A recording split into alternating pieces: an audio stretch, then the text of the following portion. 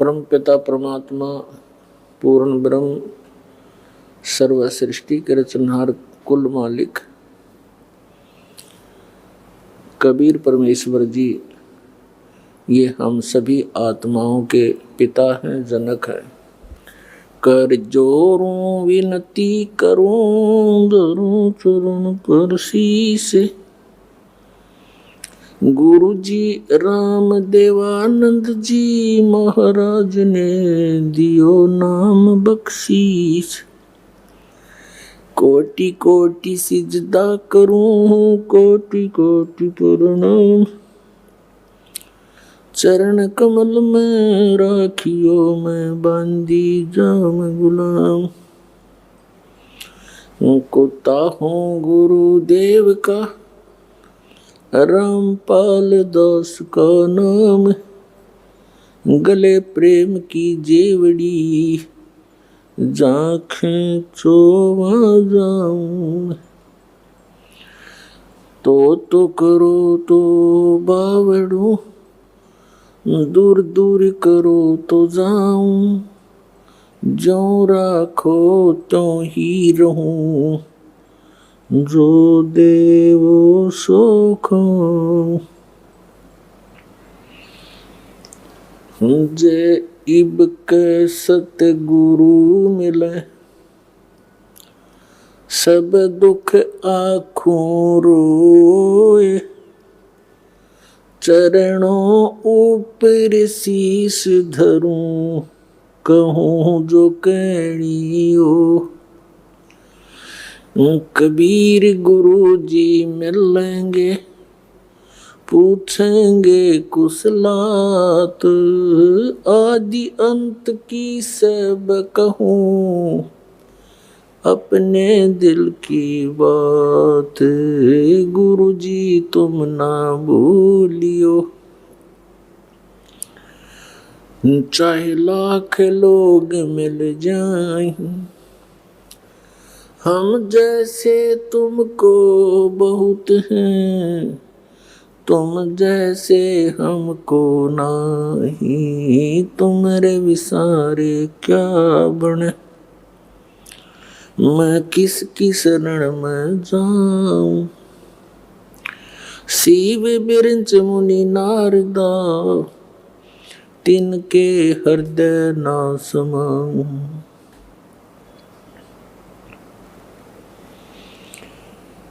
परम पिता परमात्मा पूर्ण ब्रह्म सर्व सृष्टि के रचनहार कुल मालिक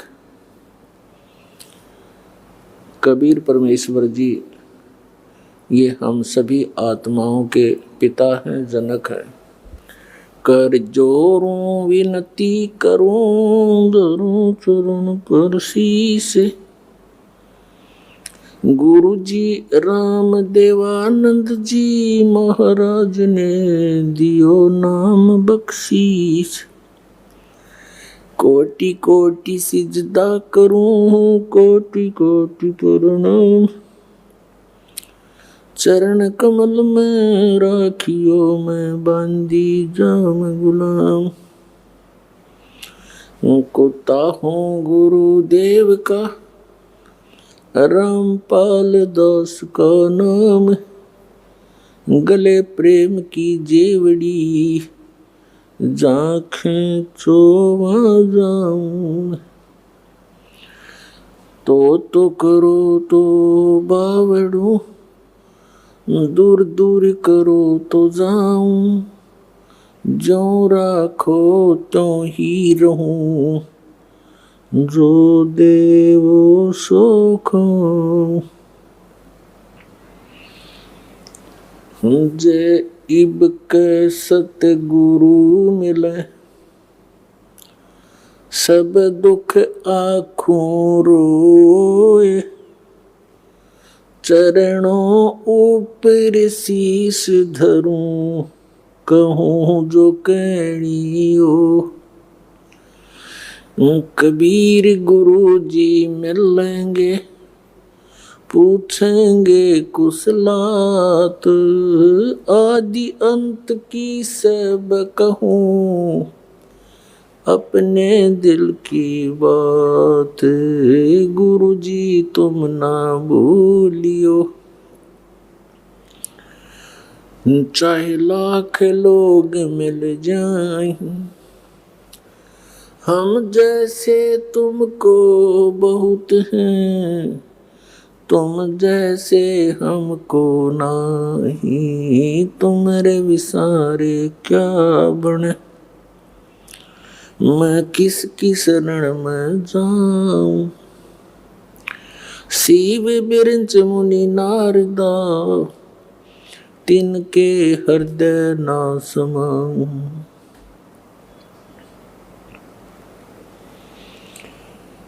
परम पिता परमात्मा पूर्ण ब्रह्म सर्व सृष्टि के रचनहार कुल मालिक कबीर परमेश्वर जी, ये हम सभी आत्माओं के पिता हैं, जनक हैं। कर जोरूं विनती करूं, धरूं चरण पर शीश। गुरु जी राम देवानंद जी महाराज ने दियो नाम बख्शीश।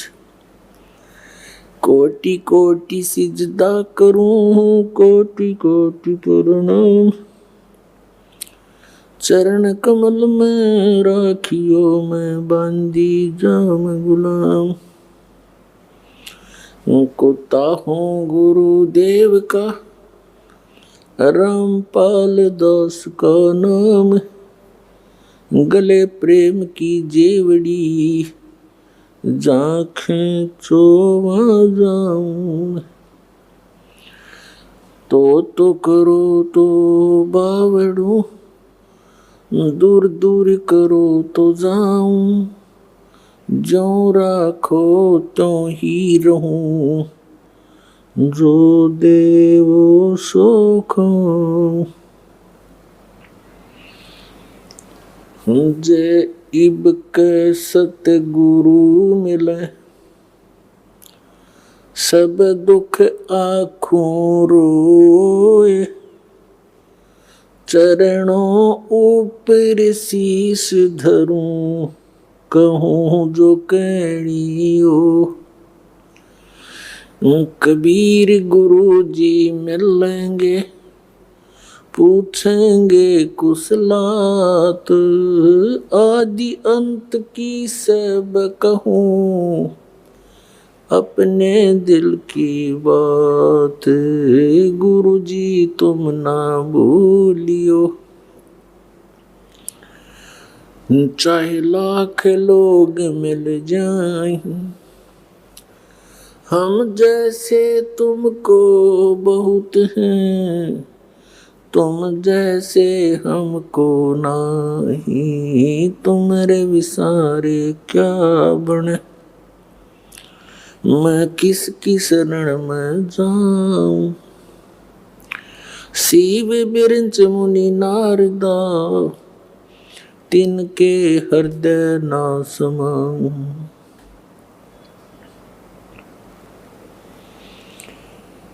परम पिता परमात्मा पूर्ण ब्रह्म सर्व सृष्टि के रचनहार कुल मालिक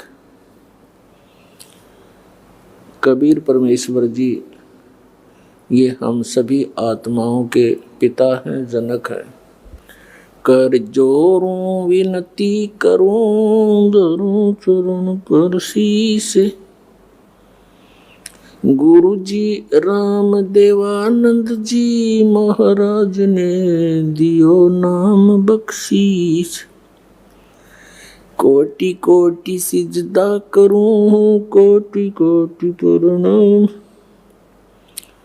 चरण कमल में राखियो मैं बांधी जाम गुलाम। कुत्ता हूँ गुरुदेव का, रामपाल दास का नाम। गले प्रेम की जेवड़ी, जाखें चोवा जाऊं। तो करो तो बावड़ू, दूर दूर करो तो जाऊं। ज्यों राखो त्यों ही रहूं, जो देवो सो खाऊं। जे इब के सतगुरु मिले, सब दुख आँखों रोए। चरणों ऊपर शीस धरूं, कहूँ जो कहनी हो। कबीर गुरु जी मिलेंगे, पूछेंगे कुशलात। आदि अंत की सब कहूँ, अपने दिल की बात। गुरु जी तुम ना भूलियो, चाहे लाख लोग मिल जाएं, हम जैसे तुमको बहुत हैं, तुम जैसे हमको नहीं। तुम्हारे विसारे क्या बने, मैं किसकी शरण में जाऊं। शिव बिरंच मुनि नारदा, तिनके हृदय ना समाऊं।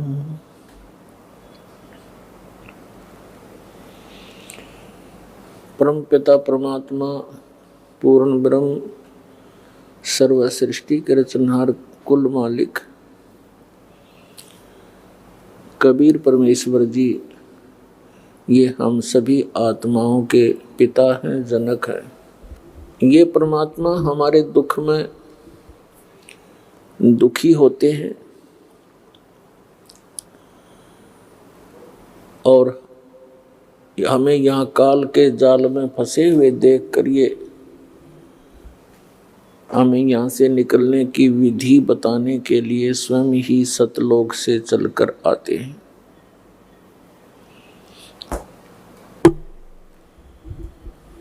पुण्यात्माओं, सौभाग्य आपका, आप जी को ऐसे समय में मनुष्य जन्म प्राप्त हुआ है जो समय परमात्मा ने पूर्व निर्धारित किया हुआ था कि कलयुग के इस समय में परमात्मा अपना अध्यात्म ज्ञान पूरे विश्व में फैलाएगा और सभी प्राणी परमात्मा के इस ज्ञान को ग्रहण करके इस यथार्थ मोक्ष मंत्र को, सतनाम को ग्रहण करके सभी अपने सतलोक में चले जाएंगे। अपने आत्माओं, जैसे आप जी वर्तमान के अंदर शिक्षा को कितना महत्व दे रहे हैं, उस अक्षर ज्ञान का, उस शिक्षा का उद्देश्य क्या होता है कि बच्चा अच्छी शिक्षा ग्रहण करके उच्च पोस्ट प्राप्त करे या जैसा भी उसकी जैसी भी व्यवस्था हो, अपनी जीविका अच्छी तरह वो चला सके, कोई नौकरी या कोई व्यवसाय करके। इसलिए शिक्षा को इतना महत्व वर्तमान में दिया जा रहा है, क्योंकि हम शिक्षा के महत्व से, शिक्षा की महिमा से, इसके गुणों से हम परिचित हो गए। इसलिए प्रत्येक व्यक्ति अपने पुत्र या पुत्री को कोशिश करता है कि अच्छी से अच्छी शिक्षा ग्रहण कराऊं और उसके लिए 10-15 वर्ष उसको बिल्कुल फ्री छोड़ देता है ताकि वो अपना भविष्य उज्जवल कर सके, और उसके लिए खूब पैसा भी पानी की तरह बहाता है।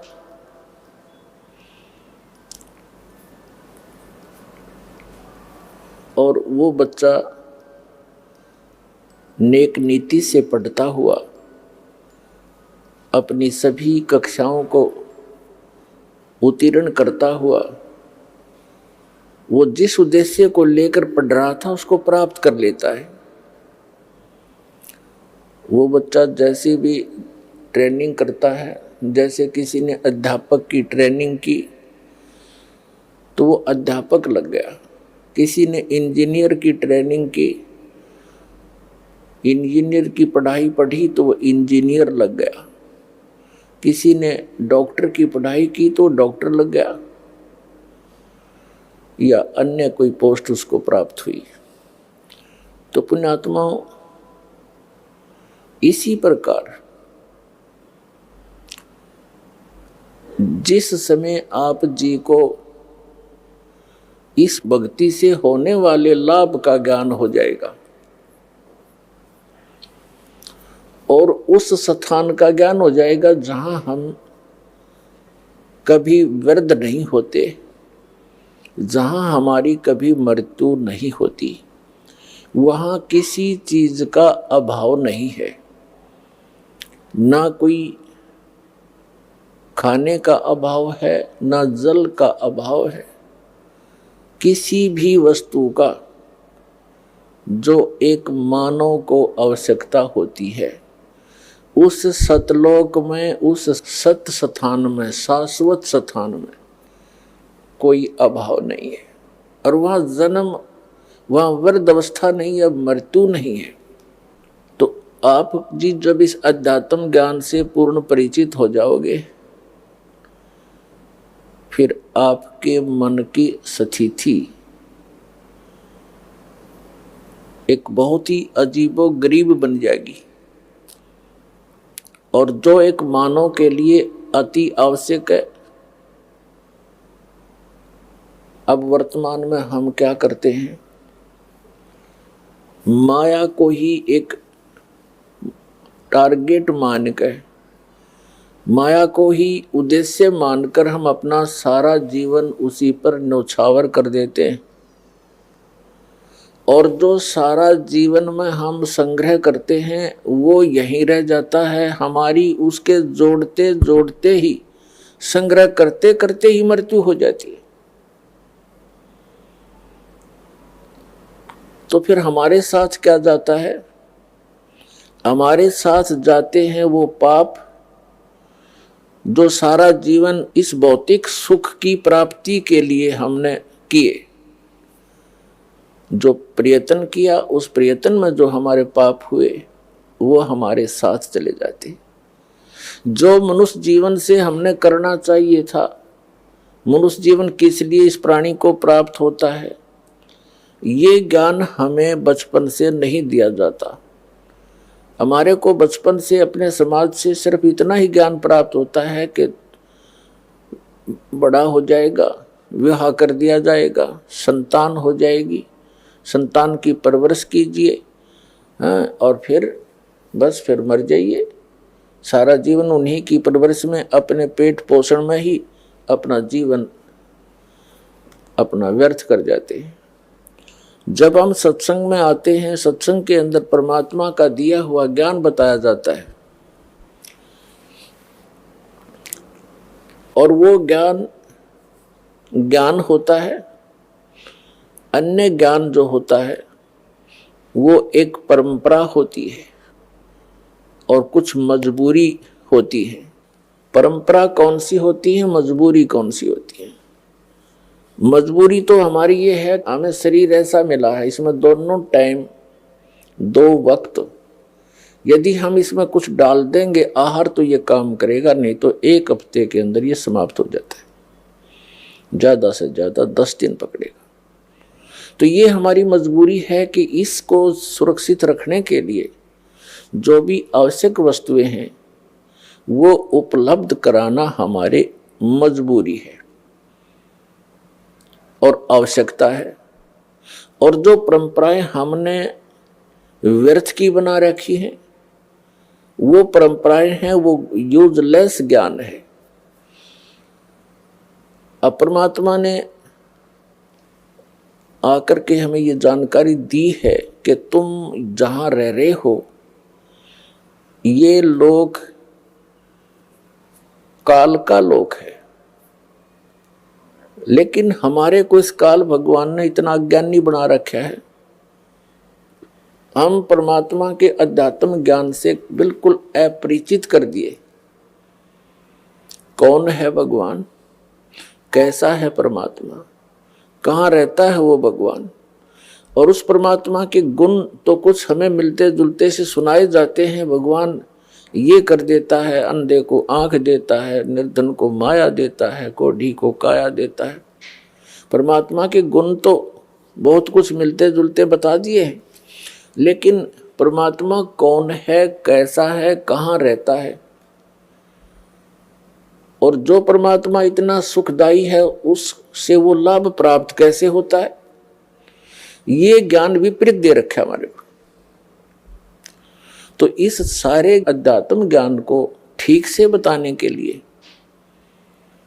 स्वयं परमात्मा आते, ये विधान है उस भगवान का। तो प्रसंग तो चला है पुण्यात्माओं के, आप जी जिसमें अध्यात्म ज्ञान से पूर्ण रूप से परिचित हो जाओगे और सभी कर्मों से परिचित हो जाओगे, तो उस समय केवल आप यहां से इस महान दुख से, जरा और मरण से ही छूटने का प्रयत्न करोगे। जरा बिन वृद्ध अवस्था का कष्ट, वृद्ध अवस्था इस मनुष्य जीव के लिए, वैसे तो सभी जीवों के लिए कहर है, अन्य को तो इतनी सोधी नहीं, वो तो किसी तरह भुगत भागत कर मरो, लेकिन मानुष जीवन को इतनी चेतना है, इतना ज्ञान है कि कोई वृद्ध अवस्था प्राप्त प्राणी, उसको कितने कष्ट होते हैं वो अनुभव कर सकता है दूसरा, और स्वयं भी वो महसूस करता है। तो इस कहर से बचने के लिए, और फिर मृत्यु, आज आप अपने परिवार में कितने खुश हैं, चाहे कितने दुखी हो, फिर भी यही चाहते हो जीवन बना रहे, मरे नहीं, और मृत्यु डेफिनेट। तो ये भूल क्यों लगी है अपने? हमें पता है कि कोई रह नहीं और कभी भी मर सकते हैं, और फिर भी हम इतना जोर नहीं देते इस बात के ऊपर। ऐसी दशा किसकी होती है जिसने कुछ नशा कर रखा हो, उसको डर सा नहीं लगता, एक बार थोड़ी सी देर हिचकता है, फिर वो उसी स्पीड से वही क्रियाएं करता है। तो इस काल भगवान ने अपने को इस झूठे सुख की या त्रिगुणमयी माया रूपी भांग प्या रखी है, और इस भांग के नशे में हम देखते भी हैं और पता भी है कि मृत्यु होगी, पर डर कती नहीं। मृत्यु के जब लक्षण घटते हैं अपने ऊपर, उसमें घिघी बनती है, अको हो ये फलाना रोग हो गया, हो अब तो मृत्यु होगी, तो उस समय महसूस होता है कि हाँ शायद अब बात बिगड़ेगी। तो ये बात हमें वैसे भी याद रहनी चाहिए अगर नशा उतर गया था। तो इस भांग के नशे को उतारने के लिए ये एंटीबायोटिक, ये सत्संग सुनाए जाते, जो यह भांग के नशे को उतार सके। कबीर ये माया अटपटी, सब गट आण अड़ी, किस किस को समझाऊं या कुए भांग पड़ी। 21 ब्रह्मांड है इस काल भगवान के, ब्रह्म के, इसको ब्रह्म भी कहते हैं, जैसे ऋषि जिसको ब्रह्म कहते आए हैं, ये काल भगवान है। इसको सरपुरुष भी कहते हैं, इसको सरब्रह्म भी कहते हैं, सरब्रह्म। इसने अपने 21 ब्रह्मांड के अंदर या माया की भांग घोल के गिर रखी इस कुएं में, और एक कुएं में यानी जैसे शराब के ठेके पर जितने भी व्यक्ति शराब पीकर लौट रहे हों, हत्थे पर या हत्था बनाते हैं तो उसका बताते हैं। शराब पीने का कोई ठिकाना सा बना लेते हैं, कई राज्यों में मान्यता प्राप्त होते हैं। तो वहां से जो निकल कर आते हैं उनसे जितनों से भी आप बात करोगे उनकी एक जैसी गतिविधि, एक जैसी चाल होगी। ऐसे लड़खड़ाते आएंगे, बोलेंगे कुछ, सोचेंगे कुछ। तो हम सभी की वही दशा होगी, हमने वही भांग पी रखी है यहाँ के झूठे सुख की। कबीर साहब कहते हैं झूठे सुख को सुख कहे ये मान रहा मन मोद, ये सकल चबीना काल का कुछ मुख में कुछ खोद। श्रीमद् भगवत गीता अध्याय नंबर 4 के श्लोक नंबर 32 में कहा है कि अर्जुन, जो ज्ञान मैंने आपको इसी अध्याय नंबर 4 के श्लोक नंबर 25 से 31 तक बताया है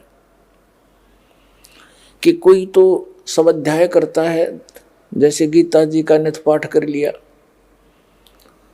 कोई देवताओं की पूजा करता है, कोई योग अभ्यास करता है, कोई तीक्ष्ण अहिंसावादी व्रत रखता है, जैसे मुंह पर पट्टी बांध कर नंगे पैरों घूमता है, और कोई ब्रह्म साधना करता है। ये सभी साधक अपनी साधना को पापनाशक जानते हैं, यानी पापनाश मीन पापनाश होंगे तो मोक्ष होगा, यानी मोक्षदायक मानते हैं। यदि इनको ये पता लगे कि ये साधना ठीक नहीं है तो इसको तुरंत त्याग देंगे। इसलिए चौथे अध्याय के 32वें श्लोक में कहा कि अर्जुन, सच्चिदानंद घन ब्रह्म की वाणी में ब्रह्मण मुखे, यहां अनुवादकर्ताओं ने गीता जी में गड़बड़ी कर रखी है। ब्रह्मण मुखे का अर्थ इन्होंने गलत कर दिया, वेद की वाणी लिख दी। नहीं, श्रीमद् भगवत गीता अध्याय नंबर 17 के श्लोक नंबर 23 में यही अनुवाद करता ब्रह्मण का अर्थ करते हैं सच्चिदानंद घन ब्रह्म, यानी परम अक्षर ब्रह्म। तो यहां हमने चौथे अध्याय के 32वें श्लोक में ब्रह्मण मुखे का अर्थ सच्चिदानंद घन ब्रह्म के मुख से बोली गई अमृत वाणी में धार्मिक यज्ञों की, यज्ञ माने धार्मिक अनुष्ठानों की जानकारी विस्तार से कही गई है, और वो तत्व ज्ञान है जो परमात्मा ने अपने मुख कमल से बोला है। वाणी वो तत्व ज्ञान है, उसमें यथार्थ ज्ञान है। चौथे अध्याय के 34वें श्लोक में कहा कि उस तत्व ज्ञान को जो सच्चिदानंद घन ब्रह्म ने अपने मुख कमल से बोला है, यहाँ अवतरित होकर यहाँ आकर के, उस ज्ञान को तू तत्वदर्शी संतों के पास जाकर समझ, उनको दंडवत प्रणाम करने से, विनम्र भाव से, कपट छोड़ के नम्रता पूर्वक, सरलता पूर्वक प्रसन्न करने से वे तत्वदर्शी संत तुझे तत्व ज्ञान का उपदेश करेंगे। ये सलाह दे दी गीता ज्ञानदाता ने अर्जुन को। इससे सिद्ध है कि गीता ज्ञानदाता संपूर्ण अध्यात्म ज्ञान से परिचित नहीं है। ऑप्शन छोड़ दिया कि वो तत्व ज्ञान तो तत्वदर्शी संत बताएंगे, और वो परमात्मा के द्वारा स्वयं आकर बोली हुई वाणी में लिपिबद्ध होता है।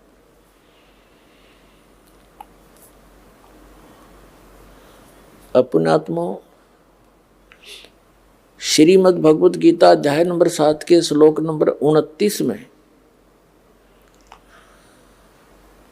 वैसे तो गीता अध्याय नंबर 7 के 12 से लेकर 15 में एक निर्णायक ज्ञान दिया है। गीता ज्ञानदाता कहता है कि तीनों गुणों के द्वारा जो कुछ भी हो रहा है, रजगुण ब्रह्मा से उत्पत्ति, सतगुण विष्णु से सतिथि और तमगुण शिव जी से संहार जो हो रहा है, इसका निमित्त कारण मैं हूं, काल कहता है।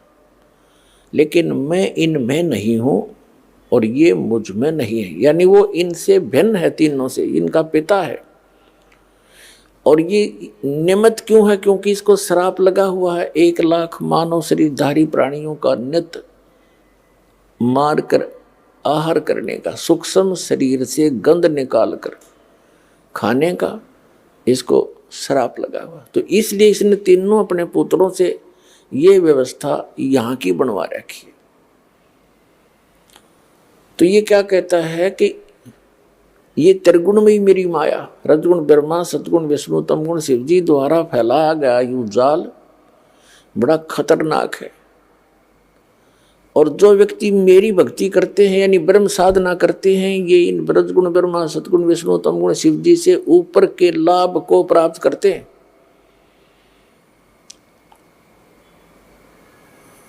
अब 7वें अध्याय के 15वें श्लोक में गीता ज्ञानदाता कहता है कि जिनकी बुद्धि इन तीनों गुणों, इस माया त्रिगुणमयी माया के द्वारा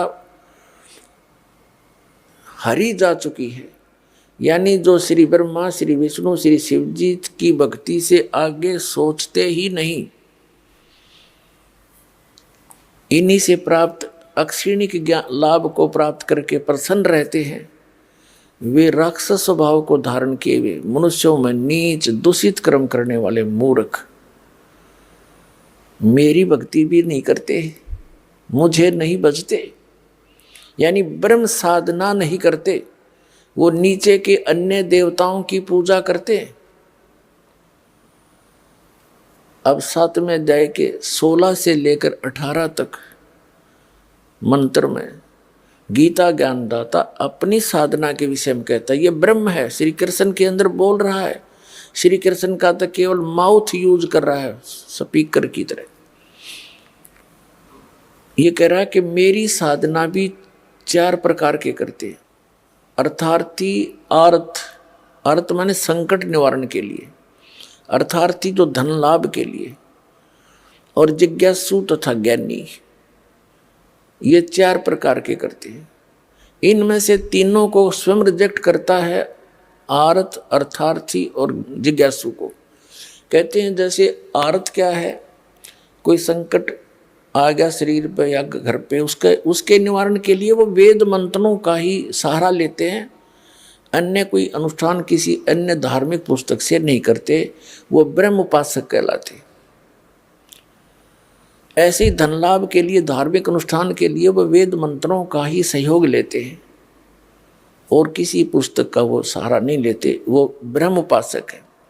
और जिज्ञासु होता जो घर से निकला परमात्मा पाने के लिए, जैसे उनको संत गुरु मिले, उनसे ग्रहण ज्ञान को स्वयं वक्ता बन गया उसको ग्रहण करके, तो वक्ता बन जाना भी इस जीव का अपना जीवन हानि है। तो इन तीनों को रिजेक्ट कर दिया। चौथा बताया है ज्ञानी।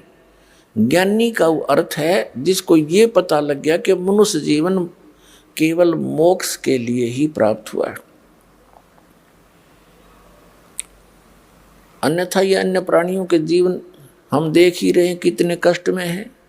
परमात्मा ने मनुष्य जीवन दिया है, इसमें कितनी सद्बुद्धि दी है। समय पर खाना खा सकते हैं, हम अपनी शरीर की रक्षा के लिए अपने वस्त्र पहन सकते हैं, प्राकृतिक आपदाओं से बचने के लिए गर्मी सर्दी से हम झोंपड़ी डाल सकते हैं, मकान बना सकते हैं। लेकिन इन सब की ये इतनी बुद्धि देने का उद्देश्य क्या था मालिक का, कि तुम भगवान भी बन सकते हो, अपना कल्याण भी करा सकते हो। अन्यथा एक योनि और बना देता जहाँ 84 लाख बना रखी। तो पुण्यात्मा गहनता से सोचो इन बातों को। ये बातें कहने सुन की नहीं, ये कर पाड़ने की है। अब चौथा जो ज्ञानी है उसके विषय में कहता है, ज्ञानी मुझे अच्छा लगता है। और ज्ञानी को मैं अच्छा लगता हूँ क्योंकि ज्ञानी व्यक्ति, बुद्धिमान व्यक्ति को पता लग गया कि मनुष्य जीवन बार बार नहीं मिलेगा, और इससे हमने अपना आत्म कल्याण करवाना है। आत्म कल्याण का अर्थ क्या है? यानी आत्मा को सदा के लिए सुख हो जा। अब सदा से के लिए सुख होगा जब इसकी जन्म और मृत्यु का यो दीर्घ रोग मिटे, जरा और मरण का यो कष्ट मिटे। और ये कहाँ मिटे? ये समाप्त होगा सतलोक में, जहां वृद्ध अवस्था नहीं होती, सदा युवा शरीर रहता है और मृत्यु नहीं होती। और ऐसा ही संसार है जैसा यहाँ पर है, वहां आपका परिवार होगा। जैसे यहाँ जुड़ते जुड़ते जुड़ गया पूरा परिवार, और ये आपका है नहीं, कब कल मृत्यु हो जाए आपकी, आपका कहाँ है ये तो भूल भुलैया कर रखी इस काल भगवान ने आपको यहाँ बांधे रखने के लिए। इन एक दूसरे में ममता मोह फंसा दिया, और इसी झूठे सुख में हमें फंसाकर अपना उल्लू सीधा कर रहा है। अब जो प्रसंग चल रहा है कि अब मनुष्य जीवन की प्राप्ति केवल आत्म कल्याण के लिए हमें हुई है, और सुख होगा वो आत्म कल्याण होगा जब जन्म मृत्यु जरा मरण कति खत्म हो जाएगा, वो होगा सतलोक के अंदर। अपने आत्माओं, गीता जी अध्याय नंबर 7 के श्लोक नंबर 18 में कहा है गीता ज्ञानदाता ने कि ये ज्ञानी आत्मा है तो उदार, उदार माने अच्छी है, नेक आत्मा है, लेकिन इनको तत्वदर्शी संत ना मिलने के कारण ये मेरे वाली अनुत्तम अर्थात यूजलेस इस घटिया गति में ही सचित रहे। अब यहां गीता ज्ञानदाता अपने से मिलने वाली यानी ब्रह्म साधना से होने वाली गति ये अर्थात मोक्ष को भी अनुत्तम बता रहा है। अनुत्तम माने व्यर्थ, घटिया, क्योंकि जन्म मृत्यु नहीं समाप्त हो सकती। जैसे श्रीमद् भगवद गीता अध्याय नंबर 4 के श्लोक नंबर 5 और 9 में, गीता अध्याय नंबर 2 के श्लोक 12 में, गीता अध्याय नंबर 10 के श्लोक नंबर 2 में गीता ज्ञानदाता कहता, अर्जुन तेरे और मेरे बहुत जन्म हो चुके, तू नहीं जानता मैं जानता। नो ना सोच कि हम आज ही हुए हैं, आगे भी होंगे और पहले भी हो चुके हैं। इससे सिद्ध हो गया कि गीता ज्ञानदाता ये ब्रह्म है, और ब्रह्म की पूजा करने वाला उसका पुजारी भी जन्म मृत्यु में ही रहेगा, क्योंकि वो उसका उपास्य इष्ट भी जन्म मृत्यु में है ब्रह्म। तो इससे भी आत्म कल्याण नहीं हुआ। गीता अध्याय नंबर 8 के श्लोक नंबर 13 में गीता ज्ञानदाता कहता है कि ओम इति एकाक्षरम ब्रह्म विहारण माम अनुसमरण ये परियाति तजन देहम सयाति परमाम गतिम। मुझ ब्रह्म का केवल एक ओम मंत्र है, नथिंग एल्स, और जो उच्चारण करते हुए इसका सेवन करता हुआ शरीर छोड़कर जाता है, सयाति परमाम गतिम, वो ओम से अर्थात ओम है ब्रह्म का मंत्र, ब्रह्म की साधना, ब्रह्म की साधना करने वाले ओम से जो गति होएगी वह गीता ज्ञानदाता वाली गति है। ओम से जो गति होएगी वो क्या होएगी? ओम ब्रह्म की उपासना का मंत्र है, और ओम मंत्र से ब्रह्मलोक प्राप्ति होएगी। गीता अध्याय नंबर 8 के श्लोक नंबर 16 में कहा कि गीत ब्रह्मलोक पर्यंत भी सभी लोग पुनरावृत्ति में है, अर्थात वहां गए हुए साधक भी फिर लौटकर जन्म मृत्यु में आते हैं, क्योंकि ये खुद कहता है मेरे भी जन्म मृत्यु होती है और अर्जुन तेरी भी रहेगी। तो इसे सिद्ध हो गया गीता अध्याय नंबर 7 के श्लोक नंबर 18 में गीता ज्ञानदाता अपनी गति को यानी अपनी साधना से होने वाले जितना भी लाभ मिलना है ब्रह्मलोक प्राप्ति, उसको भी अनुतमाम यानी अति व्यर्थ, अति घटिया, अति अश्रेष्ठ बता रहा है।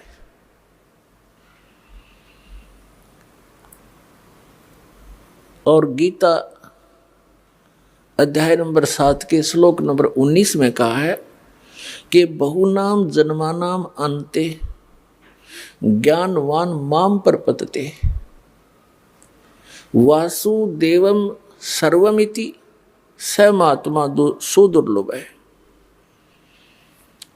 क्या बताता गीता ज्ञानदाता कि बहुनाम जन्मानाम अन्ते ज्ञानवान माम प्रपद्यते, बहुत बहुत जन्मों के को व्यर्थ करके किसी एकाध अंत के जन्म में ये ज्ञानी आत्मा मेरी भक्ति करते हैं।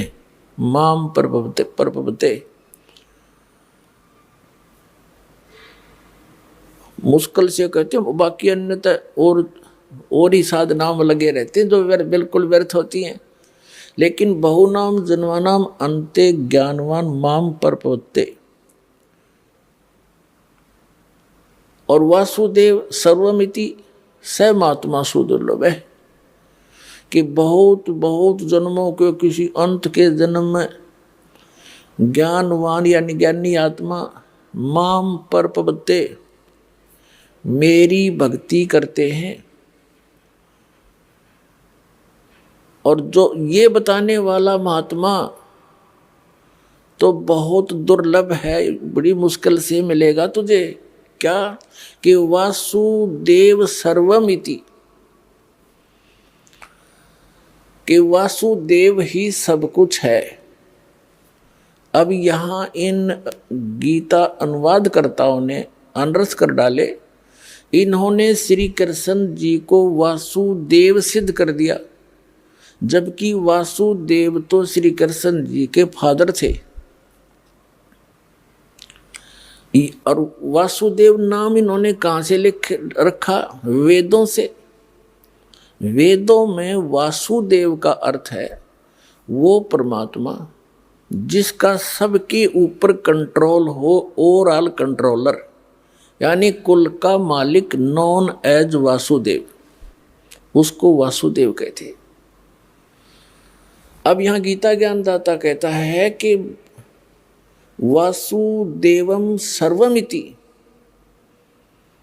स महात्मा सुदुर्लभ है। ये बताने वाला कि वो वासुदेव ही सब कुछ है, उसी से तो पूर्ण मोक्ष होगा, उसी की भक्ति से जरा और मरण यानी वृद्ध अवस्था और बुढ़ापे के दुख मिटेंगे। उसके अतिरिक्त किसी को भी इष्ट रूप में पूजना नहीं चाहिए।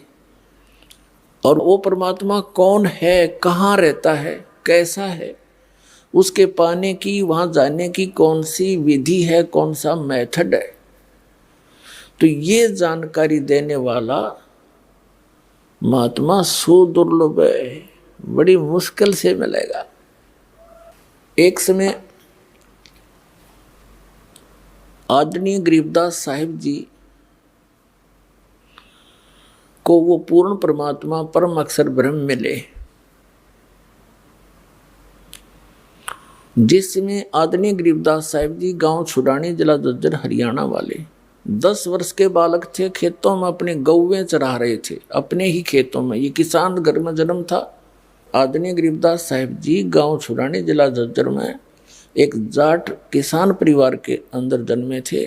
बहुत बड़े जमींदार थे ये, 1400 एकड़ जमीन थी इनकी। और अपने ही खेतों में अपने ही गौवों को चरा रहे थे। कुछ सहयोगी और भी पाली नौकर थे, कुछ दूसरे गांव के अन्य साथी पाली भी वहां गौवें चरा रहे थे। पूर्ण परमात्मा अपने विधान अनुसार वो कबीर परमेश्वर सतपुरुष परम अक्षर ब्रह्म सतलोक से चलकर आया, जो विधान है उस परमात्मा का। और यहाँ आता किस उद्देश्य से? वो तत्व ज्ञान बताता है। ऋग्वेद मंडल नंबर 9 सूक्त नंबर 86 के मंत्र 26 और 27 में स्पष्ट किया है कि वो कबीर देव, कबीर साहब, कबीर परमात्मा ऊपर तीसरे मुक्ति धाम में रहता है, सतलोक में। और सतलोक के भी तीसरे फिर भी पृष्ठ में, उस भाग में रहता है, एक बहुत बड़े गुम्बद में, बहुत बड़े आसन के ऊपर, सिर पर छत्र है, और मुकुट पहने हैं राजा के समान, सिंहासन पर विराजमान है वो परमात्मा।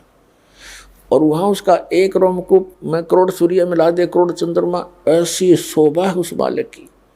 लेकिन यहाँ जब आते हैं अपने उस शोभा को हल्का करके, सरल करके स्वरूप को आते, नहीं तो एज इट इज आ जावे तो हम उनको देख नहीं सकते, चरम दृष्टि देख नहीं सकती। तो अपने रूप को सरल करके यहाँ आते हैं और उन श्रेष्ठ आत्माओं को मिलते हैं जो दृढ़ भक्त होते हैं। उनको किस उद्देश्य से मिलते हैं? उनको तत्व ज्ञान से परिचित कराते हैं। उपदेश करने के उद्देश्य से वो परमात्मा सतलोक से चलकर आते हैं, सह शरीर आते हैं और अच्छी आत्माओं को मिलते हैं, फिर उनको अपने से परिचित कराते हैं, अपना ज्ञान देते। ऋग्वेद मंडल नंबर 9 सूक्त नंबर 86 के मंत्र 26 और 27 में, ऋग्वेद मंडल नंबर 9 सूक्त 82 के मंत्र 1 से 3 में, ऋग्वेद मंडल नंबर 9 सूक्त 94 के मंत्र 1 में, 94 के 1 में, ऋग्वेद मंडल नंबर 9 सूक्त 95 के मंत्र 2 में, ऋग्वेद मंडल नंबर 9 सूक्त 1 मंत्र 8 और 9 में, ऋग्वेद मंडल नंबर 9 सूक्त 20 मंत्र 1 में, ऋग्वेद मंडल नंबर 9 सूक्त 96 के मंत्र 16 से लेकर 20 तक, और भी अनेक स्थानों पर भरे पड़े हैं कबीर परमात्मा की महिमा से वेद। क्योंकि परमेश्वर ने धर्मदास साहिब जी से कहा था कि धर्मदास ये वेद मेरा भेद है, पर मैं ना मिलूं वेदन के माही, और जौन वेद से मैं मिलूं ये वेद जानते नहीं। ये चारों वेद मेरी महिमा का गुणगान करते हैं, लेकिन इस वेदों में वर्णित विधि से मेरी प्राप्ति नहीं हो सकती। मेरी प्राप्ति जिस वेद से होगी वो वेदों वर्णन नहीं है, वो वेद जानते नहीं। वो कौन सी है? जो गीता जी अध्याय नंबर 4 के श्लोक नंबर 32 में कहा है कि वो सच्चिदानंद घन ब्रह्म की वाणी में वो कंप्लीट ज्ञान है भगवान के पाने का, और सभी धार्मिक यज्ञों की यथार्थ जानकारी है।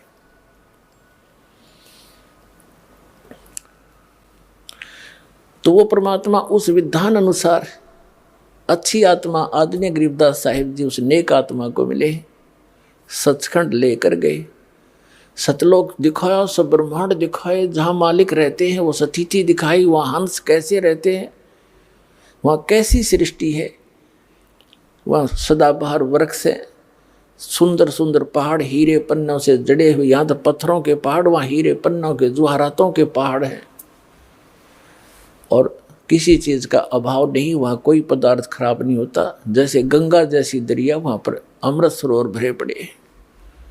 गंगा जो जल है, गंगा दरिया, ये जल वहाँ से आया सतलोक से। एक एग्जाम्पल दिया दाता ने कि मेरे बच्चे पहचान सके सच्चाई को, कोई ये क्यों, यदि ये गंगा जल ना होता यहाँ पर, तो ये उदाहरण नहीं दे सकते थे, कि बता नहीं सकते थे हम कि वहाँ पर ऐसे पदार्थ हैं जो कभी खराब नहीं होते। अरे यदि से खराब लोक में भी खराब ना होता गंगा का जल, और वो तो बहुत बेस्ट वातावरण है, बहुत सुंदर एटमॉस्फियर है वहाँ का। तो दूध दही और इनके भंडार भरे रहते हैं वहाँ पर, बहुत बड़े बड़े सरोवर हैं, वो कभी पदार्थ खराब नहीं होते, अमृत सरोवर हैं। और सदाबहार वृक्ष से बहुत बड़े बड़े आपके मकान खाली पड़े जहाँ से तुम आए थे, ये सत्कर मान लेना। ये कोई बालकों की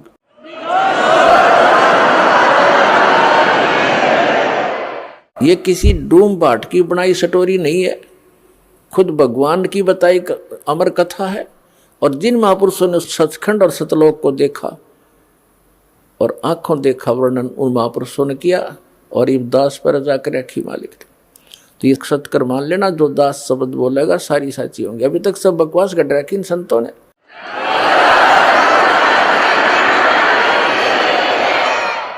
इन कबीर पंथियों को नहीं मालूम, अटपट मारते हैं। सतलोक में प्रकाश ही प्रकाश है, आत्मा जाकर मिल जाती है। एक आधा थोड़ी सी चतुरता दिखाता है कि उसमें बिंदु टाइप आत्मा मछली की तरह घूमती रहती है, वो प्रकाश ही सतलोक है, वही सतपुरुष है, वही सतनाम है।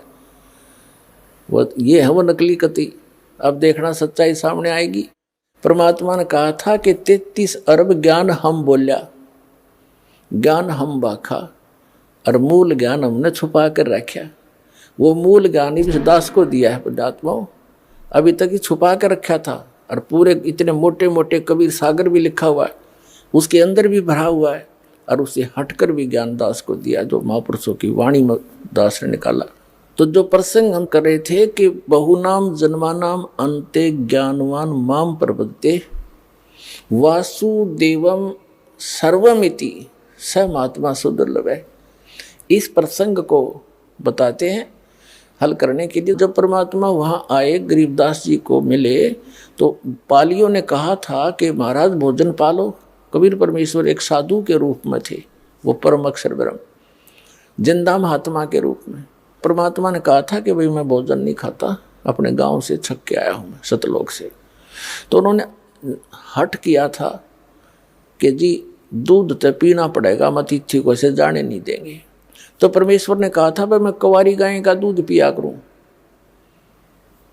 अगर अतिथि सत्कार करना चाहते हो तो कुंवारी गाय का दूध पिया करूं, मैं पिला दो। तो बड़े बड़े पाली थे 50-40 साल के, वो कहने लगे बाबा जी तेरी नींद को ना दूध पीने की बकवाद करते हो, आप तो मजाक करते हो हमारा। गरीबदास जी 10 वर्ष के बालक थे, उनकी एक प्रिय बछिया थी गाय कुंवारी, उसको पकड़ लाए और कहने लगे महाराज जी दूध कैसे देगी, बच्चा तो है नहीं, इसको जन्म तो इसे माँ तो बनी नहीं है। तब कबीर साहब ने कहा कि कोई पात्र है तुम्हारे पास जिसमें दूध निकाल लाएंगे। गरीबदास जी लाए एक 5-6 किलो का वो मटका है, छोटा सा गड़ा बरोला, और कहा इसके नीचे रख दे भाई, साफ कर रखा है, अकांती साफ कर रखे, इसके सतन के नीचे कर। गरीबदास जी बालक थे, पकड़ कर बैठ गए नू, अब देखेंगे बाबा जी दूध कैसे निकालेगा। परमात्मा ने थपकी मारी बछिया के, लंबे लंबे सतन हो गए और धार चल पड़ी दूध की, और पात्र भर के बंद हो गया। अब कबीर साहब को दे दिया, अगले बाबा जी पी लो आप। महाराज जी आधा कबीर परमेश्वर जी ने पी लिया, फिर से छोड़ दिया, अगले बच्चों पी लो, ये अमृत है, यहाँ का नहीं है, ये सतलोक से आया मेरे गांव तक। इब और पाली थे, वो तो उठकर चले गए, कहने लगे तू पता नहीं किस जाति का है, और फिर तने क्या मेरा जादू जंतर करके बछिया कुंवारी बछिया से दूध निकाल दिया, हम ना पीवा तेरे जादू जंत्र के दूध को। वो तो उठकर चले गए, वहाँ से स्थान छोड़ गए जहाँ वो बैठे थे, एक जंडी के नीचे, वो वृक्ष को ही छोड़कर चले गए, दूर जा बैठे। अब गरीबदास जी महाराज वो नेक आत्मा, वो श्रेष्ठ आत्मा जिसके लिए मालिक आए थे, वो बोला ला महाराज जी आपका ये जूठा दूध कद कद मिला, हमने गट गट पी गए, जितना पीना था बाकी रख दिया।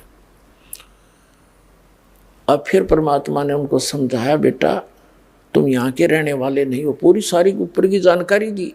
तब गरीबदास जी ने कहा महाराज ये ज्ञान तो अब आज तक किसी ने बताया नहीं हमारे को। वो स्थान कैसा, जैसे बच्चे की जिज्ञासा बन जाती है प्रबल। तो परमात्मा बोले चल मैं ले चलता हूँ। शरीर वहीं रह गया, वो जो ओरिजिनल वस्तु को ऊपर ले गए आत्मा को। सारे ब्रह्मांडों से परिचित कराया, ब्रह्मा विष्णु महेश जी की सतीथि दिखाई, उनके लोक दिखाए, उनसे वार्ता करवाई। यहाँ के न्यायाधीश धर्मराज से मिले जा करके, और धर्मराज करबद्ध होकर के कबीर परमात्मा उस जिद्दा महात्मा के सामने खड़े हो गए। तो गरीबदास साहब जी देख रहे हैं कि इस बाबा जी में तो बहुत बड़ी शक्ति, यहाँ के भगवान भी हाथ जोड़े, और यहाँ का यो बड़ा अफसर है, यो भी हाथ जोड़ के खड़ा हो गया, जो लेखा जोखा करता है। फिर सचखंड लेकर गए परमात्मा, काल को दिखाया कि देख बेटा यहाँ खाता है 1 लाख जीवों को भून गए, या तपस्या इसकी, और वो बैठा वो ब्रह्म सरपुरुष काल जो कहता है मैं कभी किसी के सामने नहीं आता, अपनी योग माया से छुपा रहता हूँ। गीता जी अध्याय नंबर 7 के श्लोक नंबर 24 और 25 में। तब परमात्मा उसके सिर पे पैर रख के उस काल के गरीबदास जी महाराज को ऊपर लेके गए, 11वें द्वार में प्रवेश किया। 11वां द्वार इस अक्षर पुरुष पर ब्रह्म के लोक में प्रवेश करता है, और उसके लोक को पार करके जब 12वां द्वार पार करते हैं तो सतलोक आ जाता है। 12वां द्वार पार करके सतलोक में गरीबदास साहिब जी को परमात्मा लेकर गए। वहां गरीबदास साहिब जी क्या देखते हैं कि वही महात्मा जो नीचे तक गया था उनके साथ है, और ऊपर क्या देखते हैं कि एक बहुत बड़े गुम्बज में बहुत बड़ा मंदिर नुमाए गुम्बज है, सुंदर सफेद, बहुत लंबा चौड़ा। उसके बीच में एक सिंहासन है, सुंदर सिंहासन, रत्न जड़े हैं सफेद सफेद उसके, और उस पर बहुत सुंदर वस्त्र बिछे हैं। वहाँ उसके ऊपर परमात्मा विराजमान है। शकल दोनों की एक जैसी है, जो नीचे से गई वो भी और वो बैठे वहां पर भी।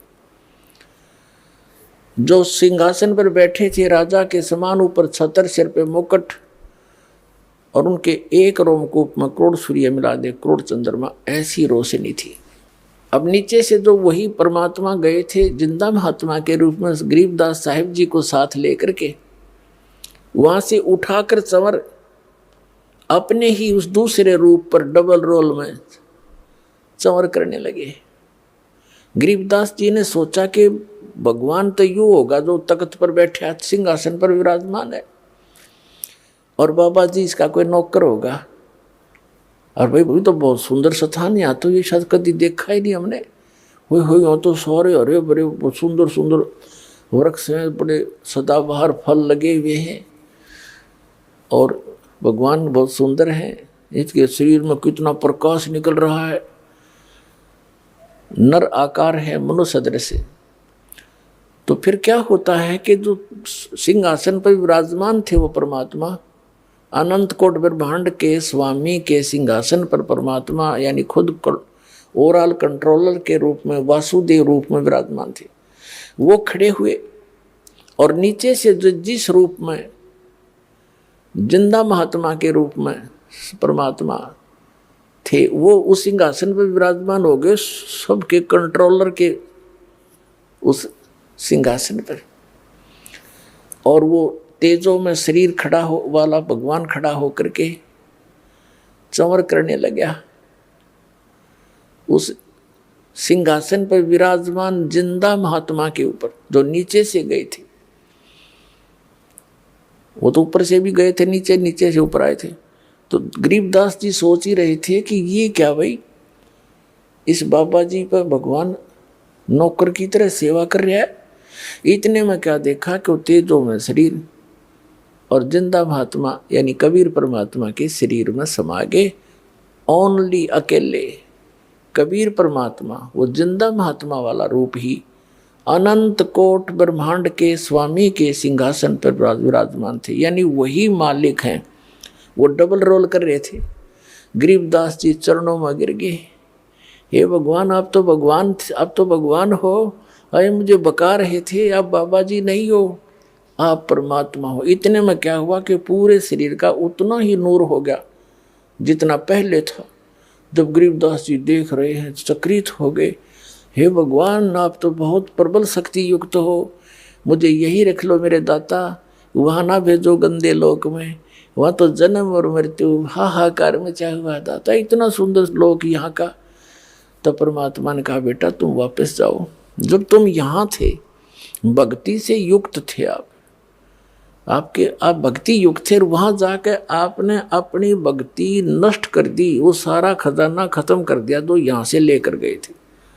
तुम गलती से गए थे, यहाँ सारी कहानी सृष्टि रचना सुनाई परमात्मा। अब उधर से क्या होता है कि उस देर के बाद 2-3 घंटों के बाद उन दूसरे पालियों ने देखा कि भाई वो गरीबदास बालक कहाँ है, क्योंकि सबकी टर्न आती थी गौओं को घेरने की, क्योंकि किसी की खेती में ना बढ़ जाए खराब करके।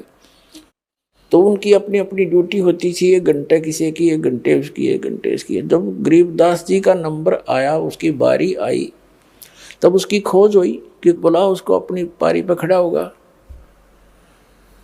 उसको जाकर देखा कि वो तो बैठा है जैसे महात्मा बैठा कर आसन पद्म लगा के। पहले आवाज लगाई, नहीं बोला, फिर पकड़ के हिलाया तो गिर गया। तब उन्होंने देखा है तो मर गया, हाथ पैर फूल गए उनके।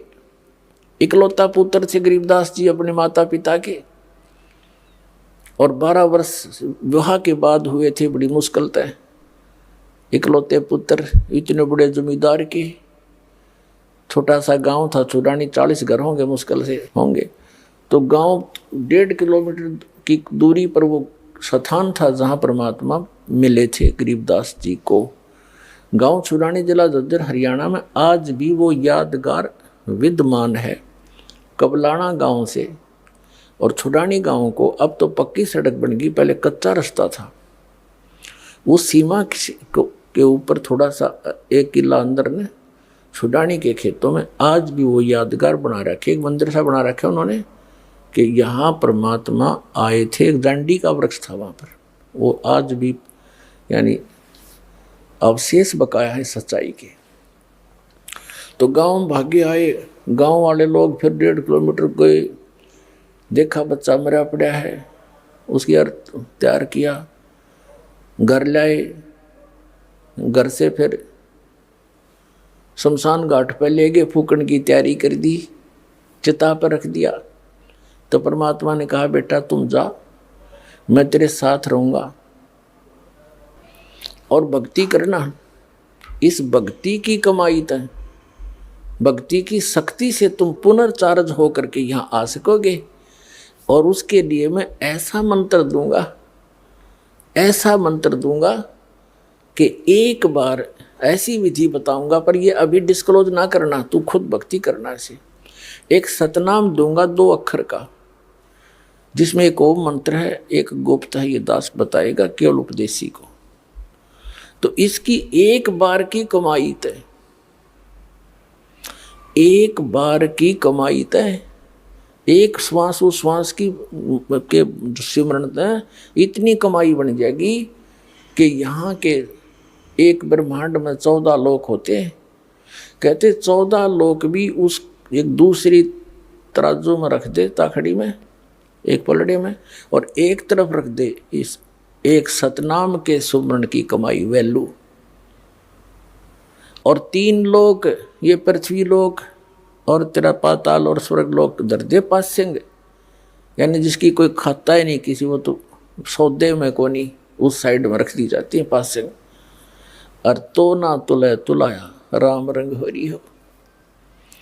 अब गरीबदास जी कहने लगे भगवान जो आपकी आज्ञा, और कहा तुम जाकर समझा जनता को, मेरा गवाह बन बेटा, तेरे भाई बहन वहाँ कितने कष्ट उठा रहे, सारा जीवन खो देते हैं माया के पीछे, एक पेट के लिए, जीविका पूरी नहीं होती उनकी। और यदि वो मेरी भक्ति करे तो उनको जीविका भी सुथरी दूँ, उनको सुख भी दूँ, उनकी आयु भी बढ़ाऊँ, काल को निकट नहीं आने दूँ बेटा, तुम सियासत कर मान लेना। तो गरीबदास जी तो आंखों देख चुके थे, धर्मराज जैसे खड़े होकर हाथ जोड़े जिस परम पिता के आगे, 3 औरों की औकात उसके सामने क्या बुनियाद। वो पक्के आंखों देखी परमात्मा की महिमा ग्रहण करके और वापस भेज दी वो आत्मा गरीबदास साहिब जी की। जब चिता में अग्नि लगाने की तैयारी थी, इतने में जो बंधन बांध रखे थे अपने आप टूट गए और हलचल हुई शरीर में, एकदम बैठ गए वो 10 वर्ष के बालक। और जिस लोक से आए थे वो यहाँ था ही नहीं, एकदम वो चौर भौर से हो रहे थे कि मैं कहाँ आ गया। और गरीबदास साहिब जी के अंतःकरण के अंदर परमात्मा ने ये संपूर्ण अध्यात्म ज्ञान भर दिया। जैसे एक मोबाइल से दूसरे मोबाइल में 10 घंटा का प्रोग्राम का फैक्स हो जाता है, दूसरे से लोड हो जाता है बगैर किसी वायर के, ऐसे परमात्मा ने गरीबदास साहिब जी के अंतःकरण में उनके कंप्यूटर में डाल दिया। अब फिर वो वही कंप्यूटर बोले, जैसे नानक साहब जी कहते हैं, वो तो भाई जैसे चाहिदा ऐसे बुलाईदा, वो तो जिसको जैसे चाहता है उससे वैसा ही बुलवाता है। तो उस गरीबदास साहिब जी ने खड़ा होकर के जो परमात्मा से प्राप्त ज्ञान को लोकोक्तियों के माध्यम से, दोहों के माध्यम से बोलना शुरू कर दिया। किसी की नहीं सुने, ना नु बतावें, सीधे शब्दों में कित गया था, लगे बताने। अनंत कोट ब्रह्मांडे का एक रति नहीं भारे, सतगुरु पुरुष कबीर हैं ये कुल के सिरजनहार। इस तरह लगे वाणी बोलने। तो गांव वालों ने सोचा लड़का पागल हो गया, जीवित तो हो गया पर यो मेंटल हो गया। उनको बावलिया कहने लगे, पागल कहने लगे। शुक्र मनाया घर वालों ने, कुल के लोगों ने, कि कोई बात ना, जैसा भी बांगा बौला पागल है, जीवित तो हो गया या इसकी माता इस बावड़े ने देख देख कर जी लेगी ना या बेहोश होगी थी। अब वो कहने का भाव ये है, 2-3 वर्ष बीत गए, 3 वर्ष बीत गए, ऐसे ही वो ये वाणी बोल रहे होते हैं। वो गांव वाले उस बात को समझ नहीं पा रहे, ये बोल क्या रहा है। यो सौदा फिर ना ही संतो, यो सौदा फिर ना ही, ये लोहे के साताव जात है काया देश राही। 3 लोक और भवन चतुर्दश सब जग सौदे आही, दुगने तिगने करे चौगने किन्हों मोल गवाई। बच्चा में बैठ कर लाग जाइए बाणी बोलने, बड़े में खड़ा हो वहाँ बोलने लग जाइए बाणी। लेकिन सब कहने लगे मेंटल है, इतना बात करो। अरे मेंटल खुद हम और कह उस भगवान से परिचित आत्मा को मेंटल, हमारी इतनी संकीर्ण बुद्धि है। 3 वर्ष के बाद एक दादू पंथी संत आदरणीय दादू साहेब जी को भी परम अक्षर ब्रह्म कबीर देव जी, कबीर साहेब, वो धानक कबीर गरीबदास साहेब जी को बताया था परमात्मा ने कि बेटा मैं 120 वर्ष बनारस में रह के आया हूँ, 120 वर्ष काशी में, और कबीर मेरा नाम है और वहाँ जुलाहे के नाम से प्रसिद्ध था। मैं जुलाहा मेरा कर्म था और मैं प्रत्येक युग में एक लीला ऐसी ही करता हूँ कि अपनी पाने के लिए जो क्रियाक्रम उचित है एक भक्त को, और कैसी उसकी रहनी हो, कैसा उसका विचार हो और कितनी आवश्यकताएं रखे भगत, वो मैं खुद ही पूरी करके आता। एक उदाहरण दे के आता हूँ कि यहाँ घने धन की दौलत की आवश्यकता नहीं, जो भक्ति चाहता है उसने परमात्मा की इच्छा रहनी चाहिए। और जो भगवान से जुड़ गया तो उसको किसी चीज़ का अभाव रहेगा ही नहीं, समय आने पर सारी पूरी करता है। इसलिए हम भगवान को खोज रहे।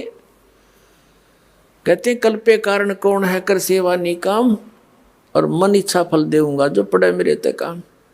जब भगवान के सतर का काम आओगा बेटा, नहीं होगा मैं खड़ा पाऊंगा।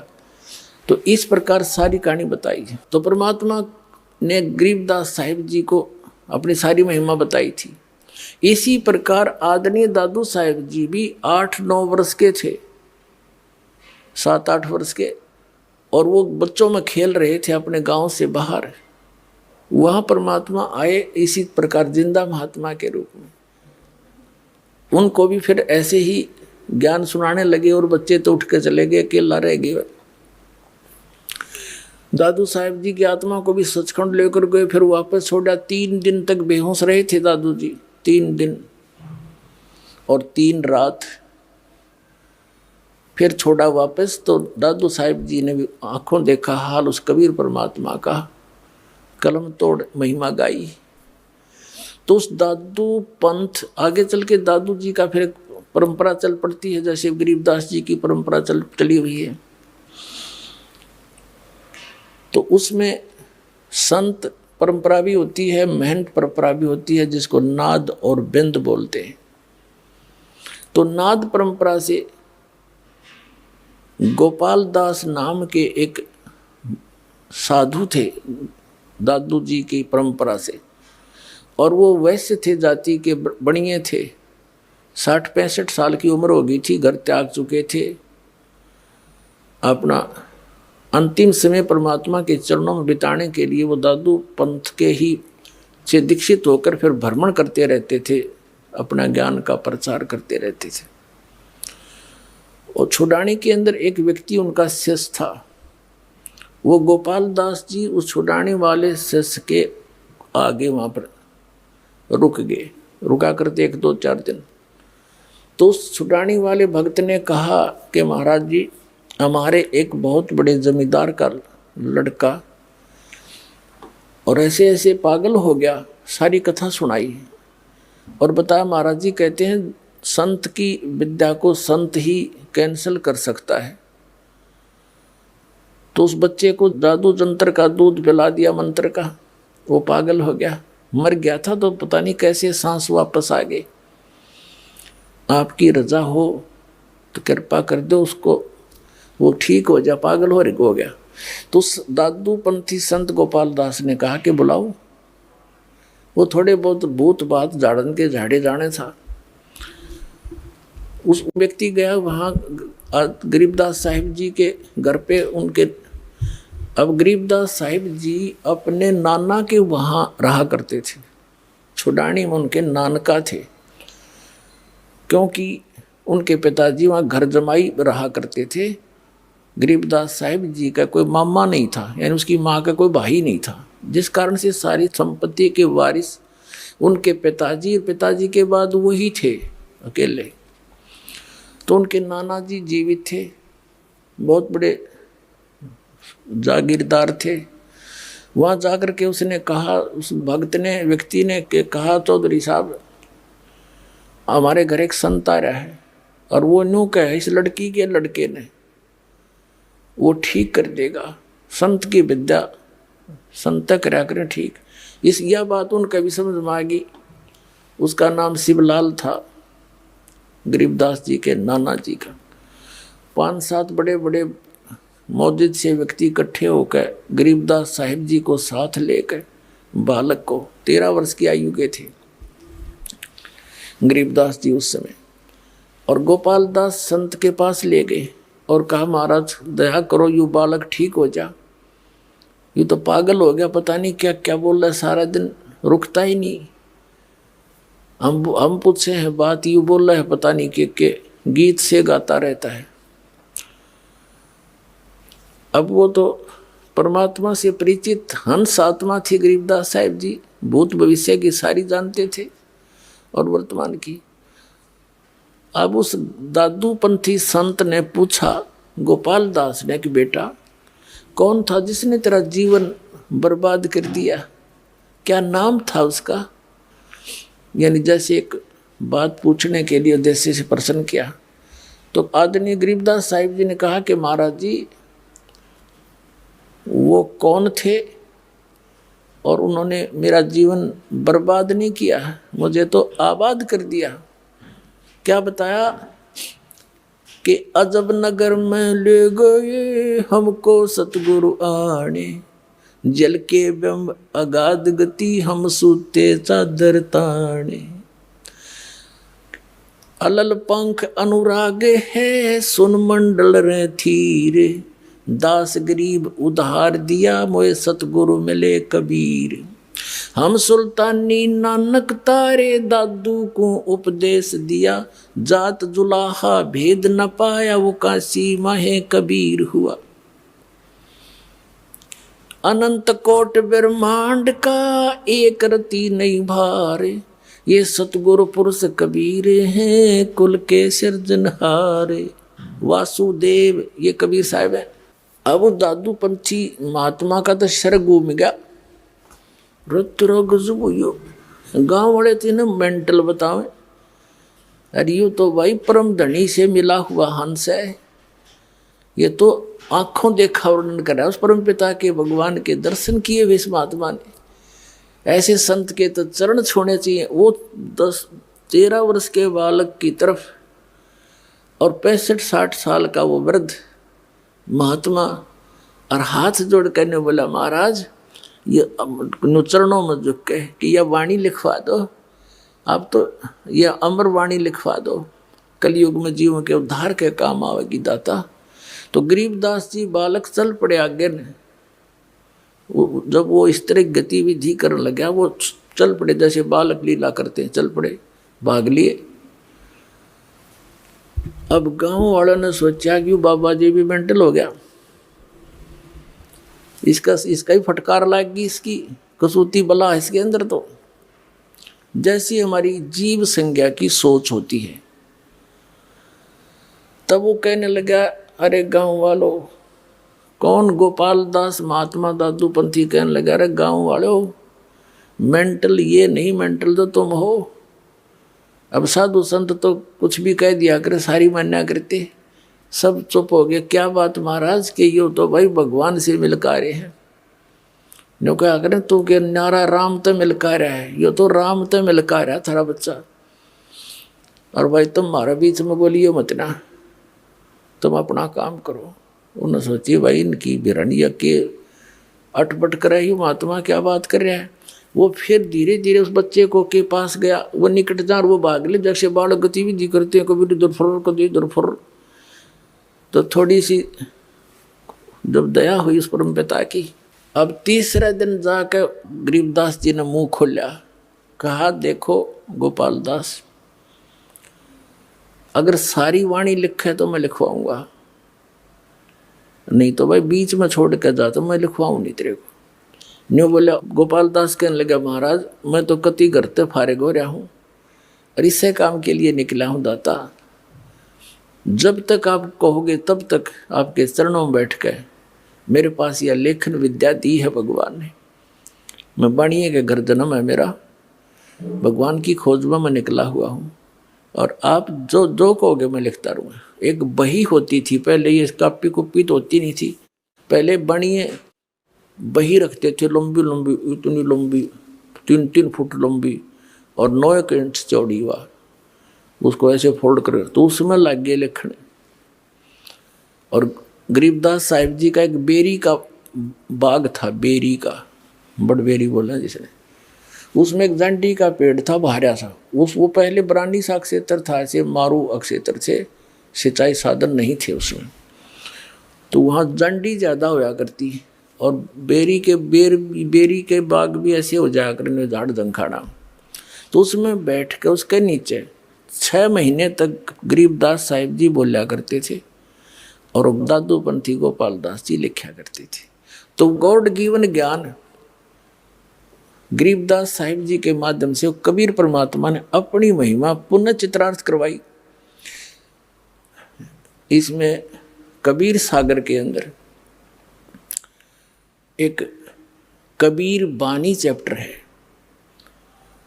उसमें 136 और 37 पृष्ठ पर लिखा है, काल के 12 पंथ चलेंगे, उन 12 पंथों में से 12वां पंथ गरीबदास पंथ होगा, जिसका जन्म 1774 में होगा, उसमें गलती से 75 लिखा है। तो वो 12वां जो हंस होगा मेरा, ये क्या है कि जैसे ये 12 कबीर पंथ चले हैं, इनके जो प्रथम भगत थे, जैसे श्री चूड़ामणि जी थे, जिसे मुक्तामणि भी कहते हैं, धर्मदास जी के पुत्र थे, जो कबीर साहिब के आशीर्वाद से हुए थे, उससे लेकर गरीबदास साहिब जी तक ये 12 पंथ है।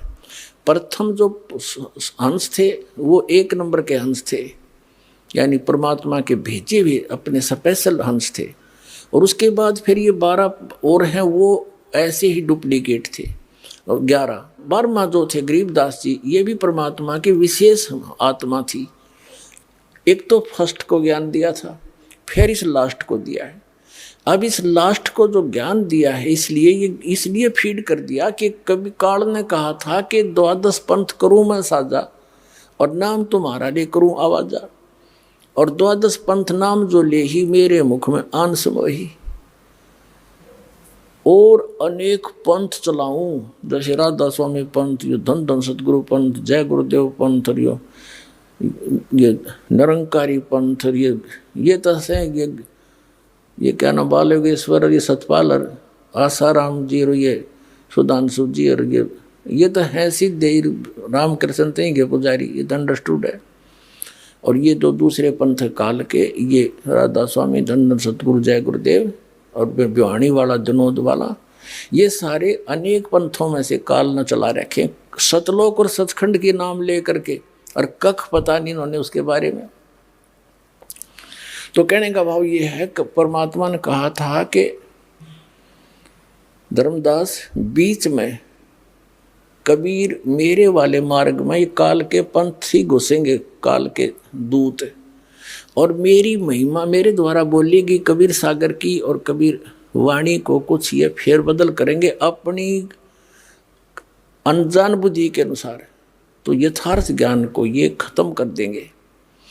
अपने आत्माओं, जो आरती हम करते हैं कबीर परमात्मा की, ये ना कबीर सागर में, ना कबीर साखियों में, ना कबीर शब्दावली में, और न ही कबीर बीजक में, तो वो अंश निकाल दिया इन्होंने। वो एक बहुत पुराना कबीर सागर, उसके अंदर से ये ली गई थी, आज से 250 वर्ष पहले ये वाणी लिखी, और वो अब है नहीं।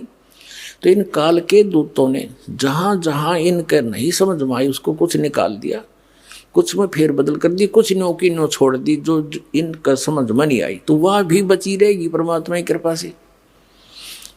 तो उसमें कहा है कि बर में पंथ प्रगट हुआ मेरी वाणी और शब्द हमारे का निर्णय ठाड़ी। बार में पंथ में मेरी महिमा की वाणी पुनः प्रगट होएगी उस बार में पंथ के प्रवर्तक द्वारा। अक्षर घर का मरम नहीं पावे 12 पंथ हमी को धावे, क्योंकि ये सभी 12 के 12 पंथ गरीबदास पंथ तक सभी मेरी ही महिमा करेंगे। कबीर साहब हैं, कबीर सतगुरु हैं, लेकिन सतलोक नहीं जा सकते क्योंकि इनको यथार्थ ज्ञान नहीं हो सकता।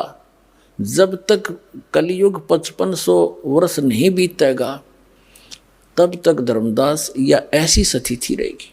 जब कलयुग 5500 बीत जाएगा तब क्या लिखा है कि उस समय डिक्लेयर करेंगे, सारे ज्ञान को ओपन करेंगे और नए सिरे से इसका बिल्कुल सुचारू रूप बनावाएंगे।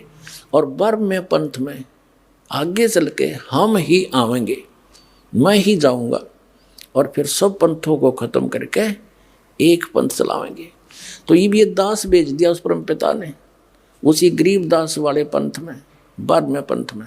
तो गरीबदास जी ने जो ज्ञान दिया उसको गरीबदास पंथी भी नहीं समझ सके।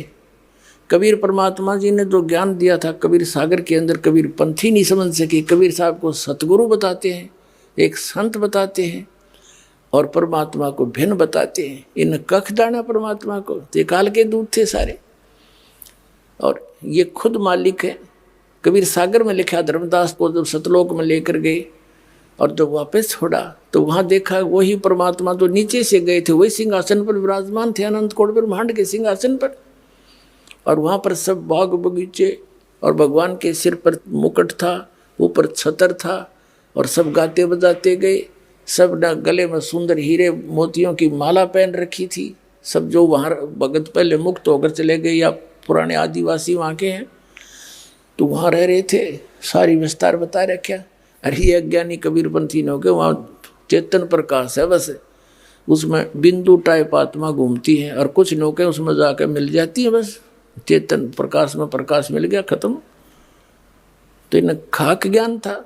तो परमात्मा ने कहा था बर में पंथ प्रगट हो मम्माणी, और बर में पंथ हम ही चले आवे आगे चल के उसमें नहीं, क्यों 12 पंथ तक कह दिया कि ये तो स्थिर घर का मर नहीं पावे और ये 12 पंथ हम ही को जावे। बर में पंथ फिर आगे जो पंथ चल चुका होगा, जब 5500 वर्ष बीत जाएंगे तब मैं आऊँगा, भेजूंगा अपना हंस, तब ये ज्ञान। तो ये गरीबदास साहिब जी के द्वारा ये अपनी महिमा की वाणी परमात्मा ने फीड की और वो गरीबदास साहिब जी ने लिपिबद्ध की और आज वो हमारे पास उपलब्ध है। एक और बताऊं आपको कथा कि गरीबदास पंथ में दास का अच्छा समय बीता है। सन 1988 से लेकर 1999 तक गरीबदास पंथ में 11 वर्ष दास रहा। उनके खूब मेहनतों से, संतों से और वहाँ के सबसे मिले। तो वहाँ एक विशेषता थी कि ये सख्त हिदायत थी उनको कि गरीबदास जी महाराज ने जो वाणी बोल रखी है इसमें किसी ने फेरबदल भी कर दी ना उसको बहुत हानि होगी। एक संत ने ऐसा कर दिया था, कुछ उसमें कुछ ऐसी कड़वी करड़ी बातें लिख रखी थी, उसने निकालने की चेष्टा की थी, उसको अधरंग मार गया, उसका सब कह भय हो गया। उन्होंने नहीं मात्रा भी छेड़ी। फिर ये कारण क्या था कि परमात्मा को पता था काल के दूत गड़बड़ फेर कर देंगे, बनी बनाए काम ने बिगाड़ देंगे। ये 200 वर्ष पहले, 250 वर्ष पहले की बात। सन 1727 में परमात्मा मिले थे गरीबदास साहिब जी को और सन 1730 के अंदर ये वाणी लिपिबद्ध की गई थी। अब लगभग 350 वर्ष हो गए लगभग। तो उस समय यह लिखी गई, तो अभी तक यह कति सुरक्षित थी और यह नो की नो हमारे पास आएगी। यह वाणी प्लस में परमात्मा के द्वारा इस दास को ने जो लीला की दिखाया, जो दिया ज्ञान, वो और इन महापुरुषों की वाणी और सब सदग्रंथों का एक निष्कर्ष निकाल दिया जो अभी करना था। कहते हैं 9 मन सूत उलझिया, ऋषि रहे जखमार, और सतगुरु ईसा सुलझा दे उलझन दूजी बार। इसी कबीर वाणी में, कबीर सागर के अंदर कबीर वाणी चैप्टर है, एक अध्याय है, उसके 134 पृष्ठ पर कहा है 12 तो ये है ही, 13वां वंश आवगा, 13वें वंश में, ये 12 वंश है, 12वें वंश प्रगट हो उजियारा, और 13वें वंश मिटे सकल अंधियारा। ये 13वां वंश ये दास है, इस सारा अज्ञान समाप्त कर दिया, प्रत्यक्ष कर दिया अक्षर।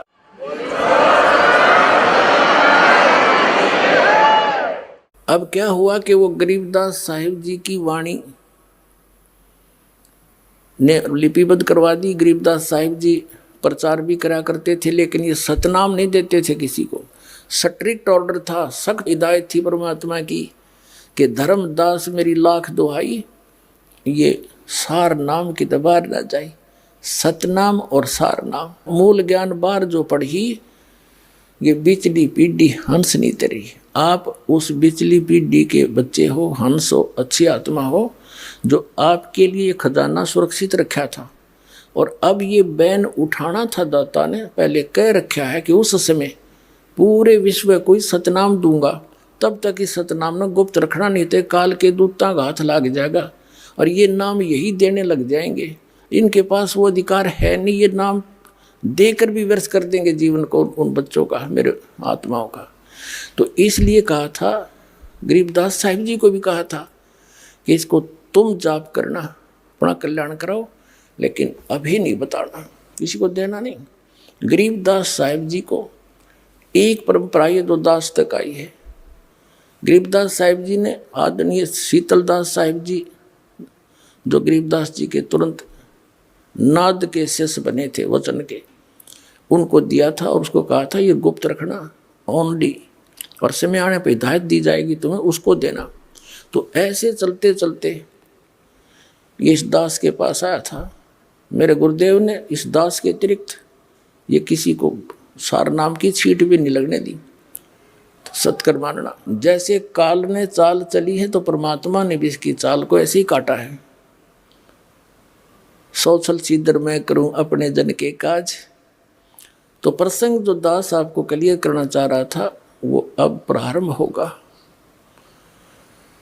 गरीबदास साहिब जी प्रचार करते थे, ज्ञान सुनाते थे, भक्ति करो भाई, भगवान का नाम लो, परमात्मा की भक्ति करने से लाभ होगा। उनकी वाणी का पाठ उसी के समय में उनके शिष्य करने लग गए थे, हाथ से लिख लिख कर अपने पास लिख लेते थे, किसी से लिखवा लेते थे। जैसे मंगलाचरण और ब्रह्म वेदी जो आप प्रतिदिन नित्य नियम में करते हो, तो एक गरीबदास साहिब जी का चेला शिष्य पंजाब के अंदर चला गया। लुधियाना के पास एक वासियर गांव है, लुधियाना से थोड़ी दूरी पर है, 8-10 किलोमीटर दूर। उस वासियर गांव के बाहर पहले तो पैदल जाया करते थे, कोई रोड राड थे नहीं, ना कोई गाड़ियां थी, पैदल वो चलते फिरते जा रहे थे। रास्ते में रात ने वहाँ रुक गए, गर्मियों के मौसम था, एक तालाब के किनारे पर रुक गया। तो सुबह नहा धो के उसने सोचा अपना नित्य नियम कर लेता हूँ। सुबह सुबह मस्ती में बैठा बैठा अपनी ब्रह्म वेदी पढ़ रहा था। ज्ञान सागर अति उजागर निर्विकार निरंजनम ब्रह्म ज्ञानी महादानी सत्सुक्र दुख बंधनम, ये सारी जोर जोर से लय ला कर पढ़ रहा था। तो वहाँ एक राम राय नाम का एक सिख था, बड़ा, उसकी भी ऐसी जमीन थी, 800-900 एकड़ जमीन का वो किसान था, जमींदार था।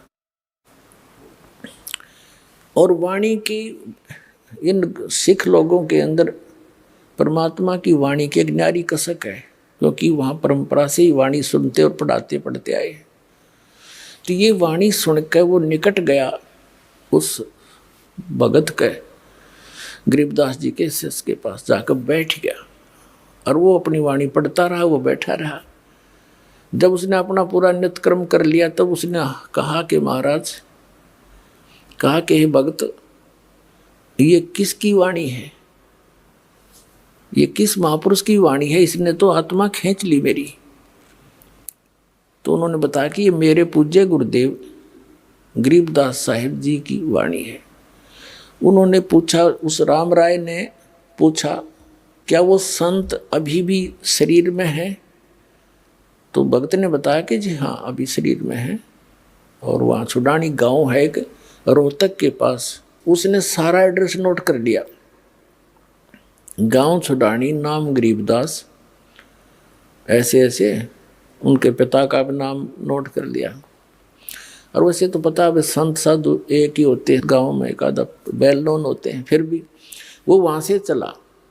अब दर्शन करने चाहिए ऐसे महापुरुष के जो इतनी अमृतवाणी बोली है जिन्होंने।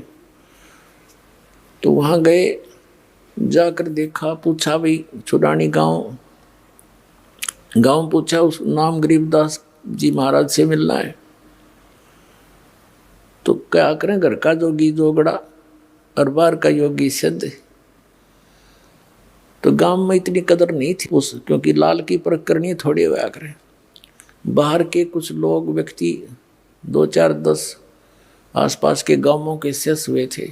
और उस समय कोई विशेष काम किसानों को होता नहीं था। वर्षा होगी तो काम पाया, नहीं तो खाली रहते थे। तो वहाँ आ बैठते थे वह।